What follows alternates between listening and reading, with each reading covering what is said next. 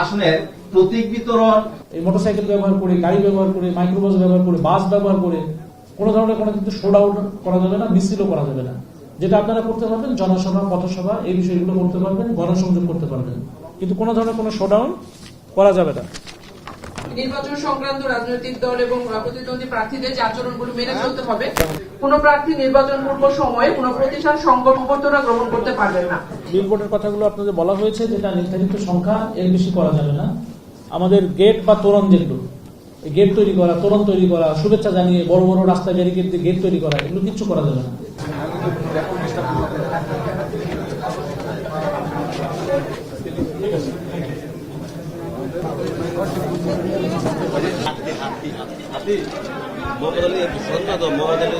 এটা হবে না, আমি তো প্রশাসন কেন্দ্রিক লোক।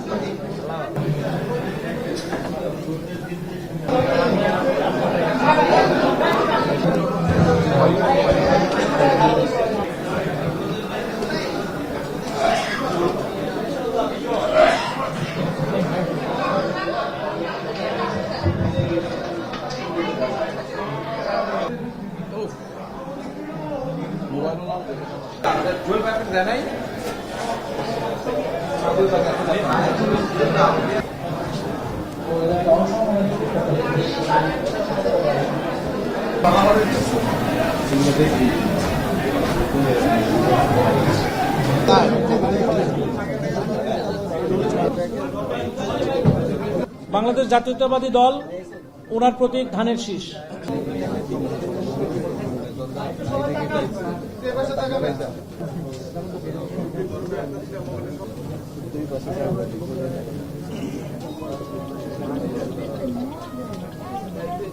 ঠিক আছে, থ্যাংক ইউ।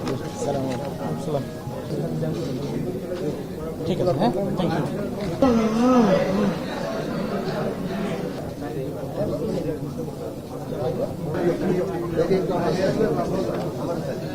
ঠিক আছে, ঠিক আছে।